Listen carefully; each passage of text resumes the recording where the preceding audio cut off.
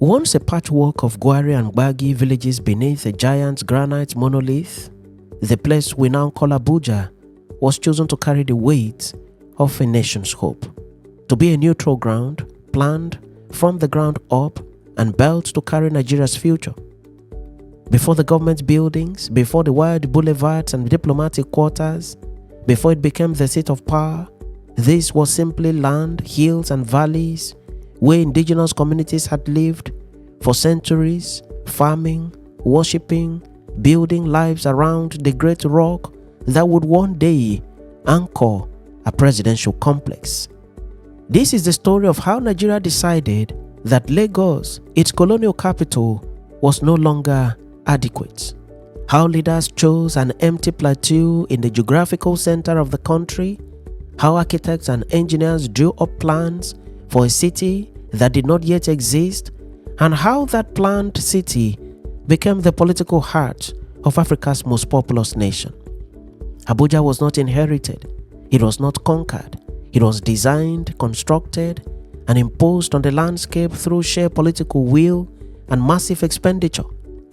Understanding Abuja means understanding Nigeria's ambitions, its contradictions, its capacity to plan grandly and struggle with implementation, its eternal tension between vision and reality.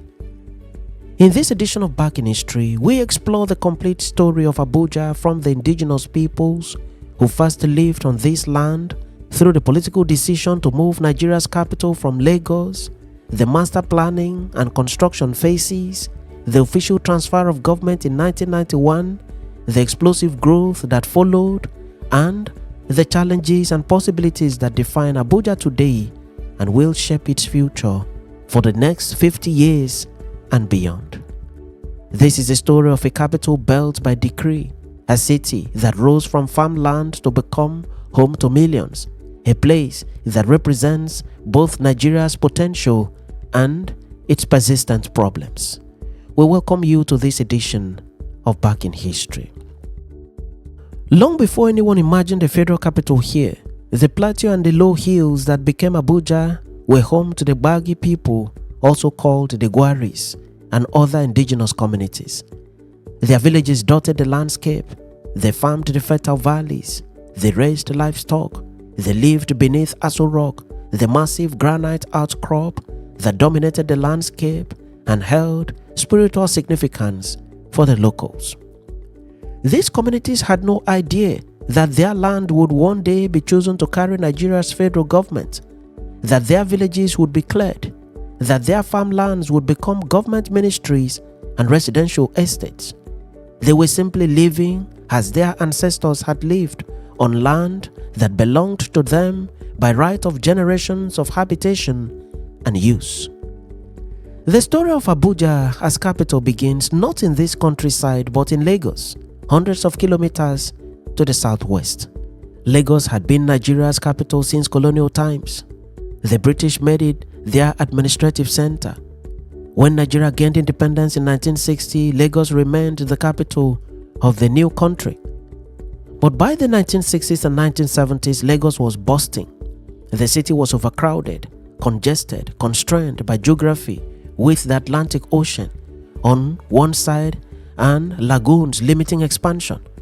Traffic was terrible, housing was inadequate, infrastructure could not keep pace with population growth, and politically, Lagos was associated with the Yoruba ethnic group of the western region, making it symbolically problematic as the capital of a multi-ethnic federation where regional and ethnic tensions were often explosive. Nigerian leaders, particularly during military rule, began discussing the possibility of moving the capital from Lagos to a neutral ground. They wanted a city that was centrally located, accessible from all parts of Nigeria, not tied to any particular ethnic group or region, and with room to grow in a planned, controlled manner and with room for expansion. The idea was to create a neutral federal capital, similar to Washington, D.C. in the United States or Brasilia in Brazil, a purpose-built capital that would represent all Nigerians equally and provide space for federal government to function without the chaos and constraints of Lagos. In February 1976, the federal military government of General Murtala Mohammed, who would be assassinated just days later, accepted recommendations from the Special Committee to create a new Federal Capital Territory. Decree number 6 of 1976 was promulgated, establishing the Federal Capital Territory. The decree carved out a vast territory, thousands of square kilometers, from parts of Niger State, Plateau State, Nasarawa State, and Kogi State. This land, located in the geographical center of Nigeria, would become the new capital. The Federal Capital Development Authority, the FCDA, was created to oversee planning and construction. The project was massive, ambitious, and unprecedented in scale in Nigeria's history.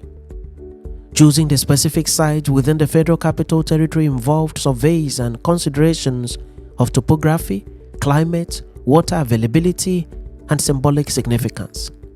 The site eventually chosen centered on the area around Aso Rock. The rock itself, dramatic and imposing, would become the visual anchor of the new capital, the backdrop against which Nigeria's seat of power would be built. But this choice meant that the Gbagi people and other communities living in the selected area would have to be resettled, their villages cleared to make way for the planned city. This displacement, necessary from the government's perspective for national development, was traumatic for the affected communities whose lives were uprooted by federal decree. But they had no option but to give way for federal development. The next step was designing the city. In 1977, the government commissioned International Planning Associates (IPA), a consortium of planning firms in the United States of America, to prepare the Abuja Master Plan. The IPA report, finalized in 1979, laid out the structural framework for the entire city. It specified zoning for government districts, residential areas, commercial zones, green spaces, and infrastructure. The plan was comprehensive, detailed, and intended to guide Abuja's development for decades to come. For the monumental core, the ceremonial heart of the city, where key government buildings would stand, the government brought in Kenzo Tange, a renowned Japanese architect. Tange's team designed the formal civic axis, creating a grand ceremonial layout that would give Abuja visual coherence and symbolic power. The city was to be orderly, spacious, green, modern, everything Lagos did not have. Construction began in the late 1970s and accelerated through the 1980s. This was not simply building construction, it was creating infrastructure from scratch. Roads had to be built, connecting the new capital to the rest of Nigeria. Water and electricity systems had to be installed. Government buildings, residential housing, schools, hospitals, all the components of a functioning city had to be constructed simultaneously. The scale of the project was enormous and required massive government expenditure, much of it funded by oil revenues from the 1970s oil boom. Several construction companies were employed for the construction, the principal of them all being Julius Berger. The construction process required the resettlement of existing villages. Gbagi and other communities were moved from the designated urban areas to resettlement sites.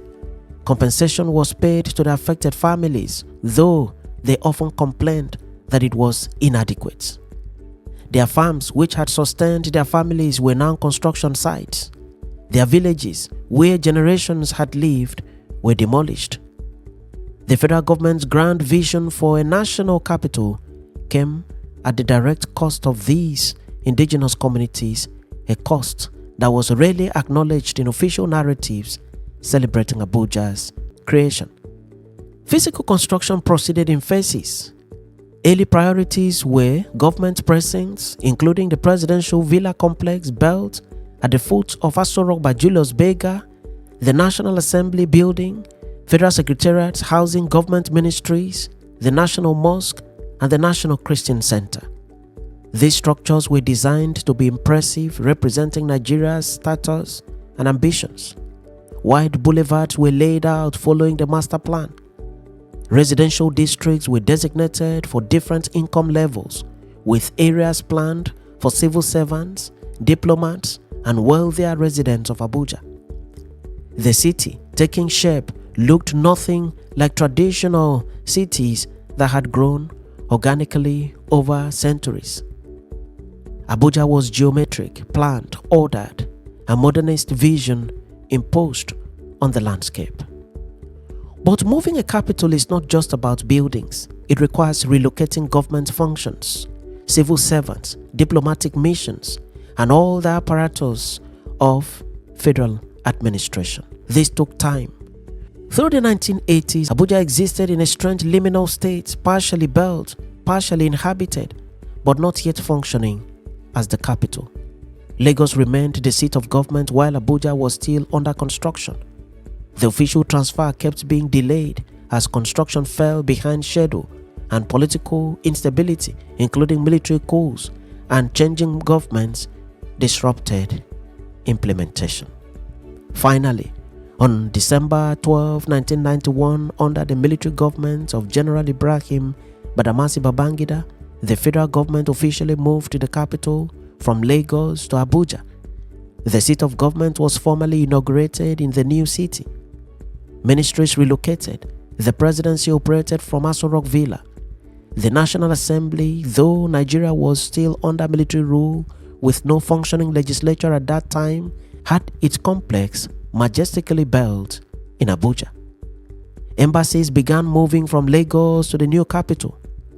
The transfer was symbolic and practical, marking Abuja's official assumption of capital status after 15 years of planning and implementation. The move did not mean Abuja was finished. Far from it. The city in 1991 was still largely under-constructed, with many planned areas undeveloped and infrastructure incomplete. But it was functional enough to host the federal government, and that was sufficient. Lagos remained Nigeria's commercial capital, largest city and economic hub. Abuja was now the political and administrative capital, a division of roles that continues till today. The official transfer in 1991 marked the beginning of Abuja's rapid transformation from planned city under construction to booming metropolis struggling to manage explosive growth. Almost immediately after becoming the capital, Abuja experienced a population boom that exceeded all projections in the master plan.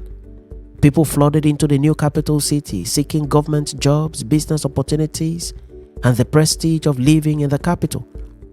Civil servants relocated with their families.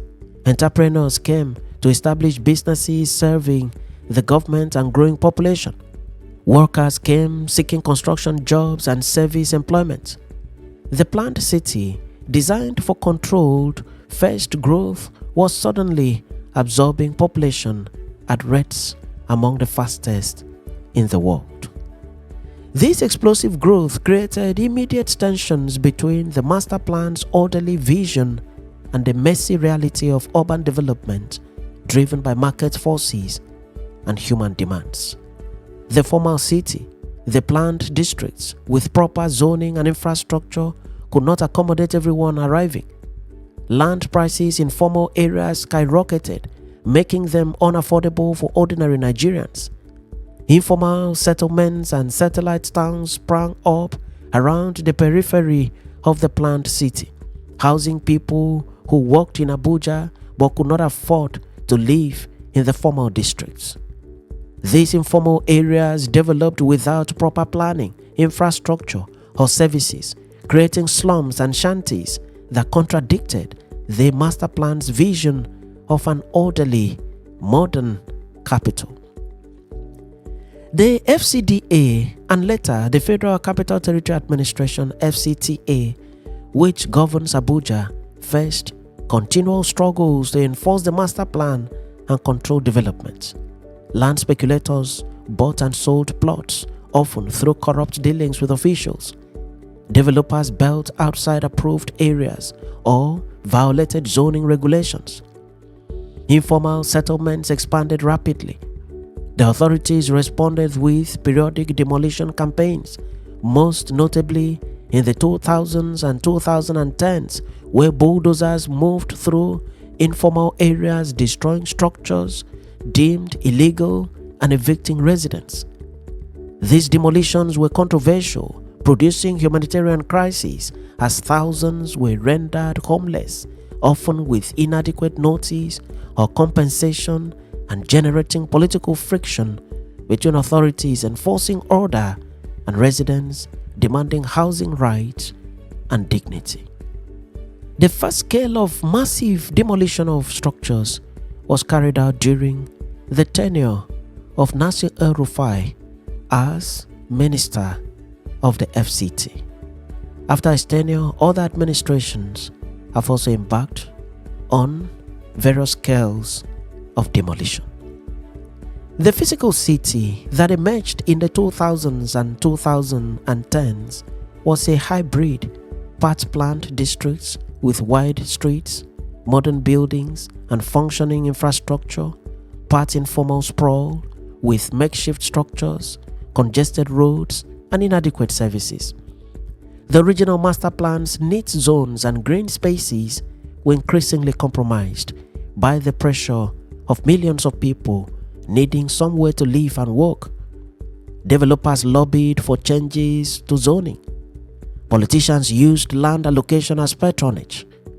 Ordinary people simply built where they could afford, legal or not, because they needed shelter. Some key landmarks define Abuja's identity today.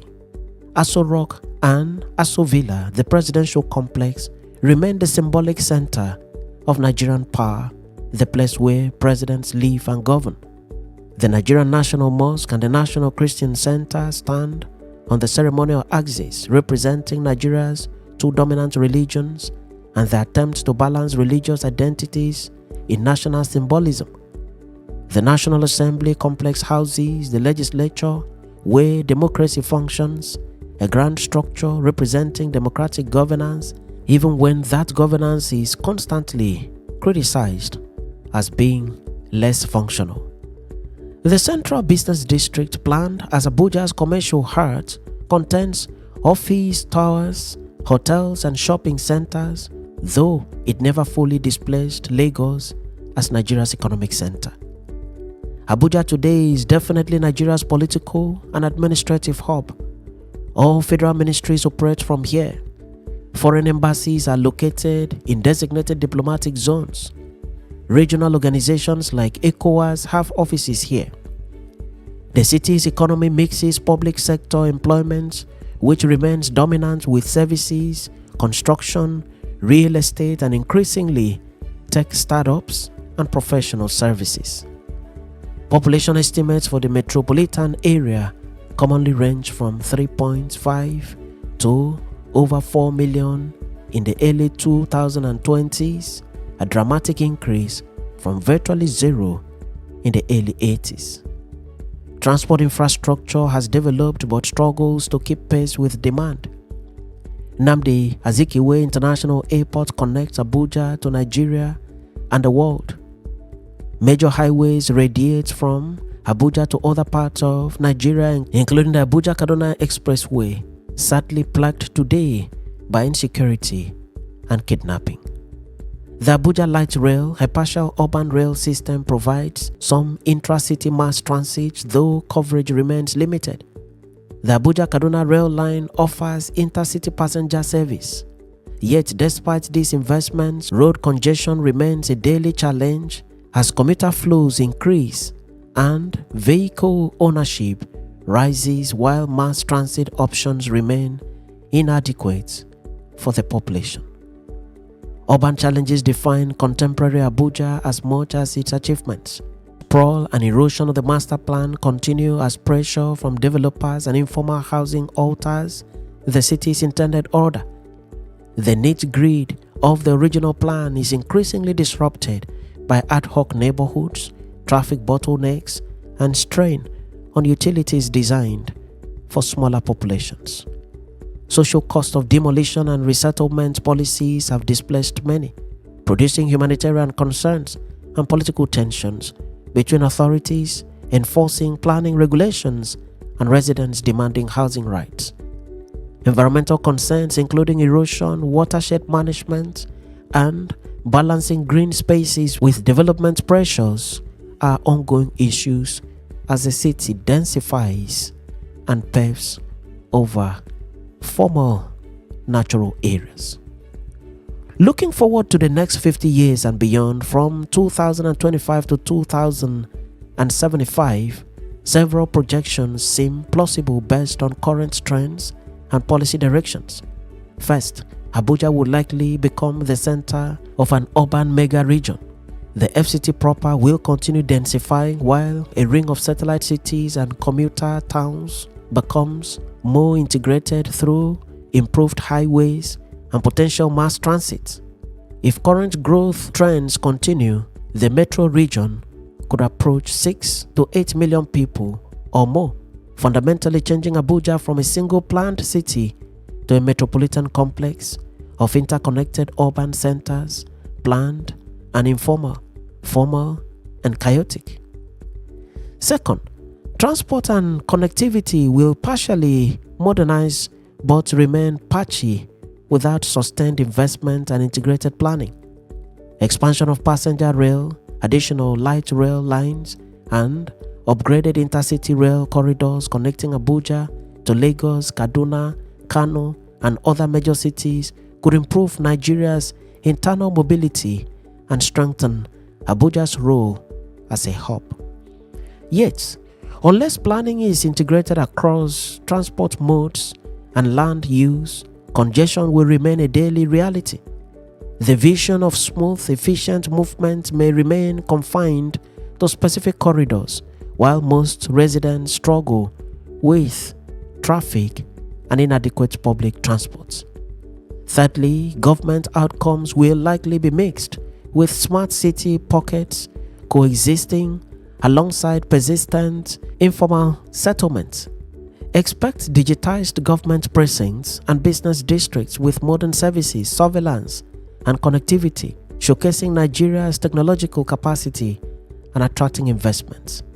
But simultaneously, large informal settlements will persist on the urban fringe unless sustained social housing programs are implemented at scale. Political will and land reform policy will determine whether the master plan vision is partially restored through enforcement and alternatives or permanently revised to accommodate reality.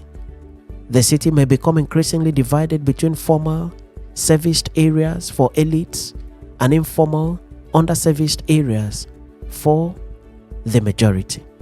Fourthly, climate and environmental adaptation will become central concerns.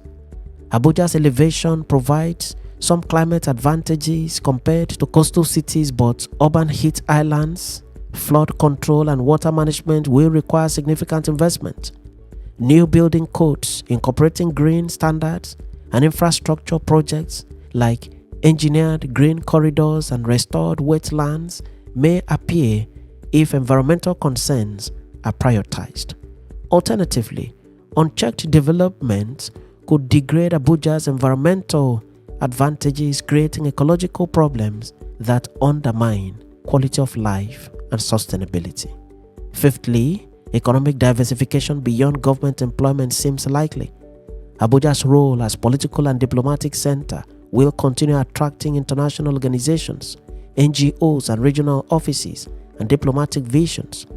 A growing services economy, including fintech, consultancy, legal services, and professional firms, will expand to serve government, business, and regional clients. If policy actively supports it through infrastructure, incentives, and regulatory framework, Abuja could incubate homegrown tech clusters and become a regional headquarters location, diversifying beyond its current heavy dependence on government spending. The Abuja that emerges over the next 50 years will reflect choices made today about planning enforcement, infrastructure investment, social housing, environmental protection, and economic policy. It could become a genuinely world-class capital, efficiently run, environmentally sustainable, economically diverse, and socially inclusive. Or it could remain a city of sharp contrast, modern districts for elites surrounded by informal settlements for the majority, grand government buildings amid crumbling infrastructure, a symbol of Nigeria's persistent gap between aspiration and achievement.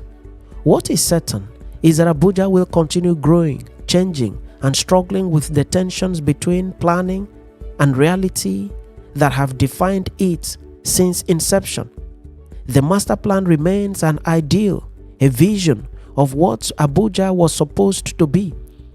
The actual city is messier, more complicated, more human.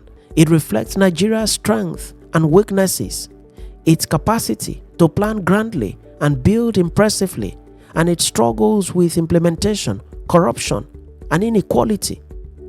Abuja is Nigeria's purposeful creation, and its successes and failures mirror the nation's own journey. Understanding Abuja means understanding what Nigeria hopes to be and what it actually is, the distance between vision and reality, and the ongoing effort to bridge that gap. The story of Abuja is not finished.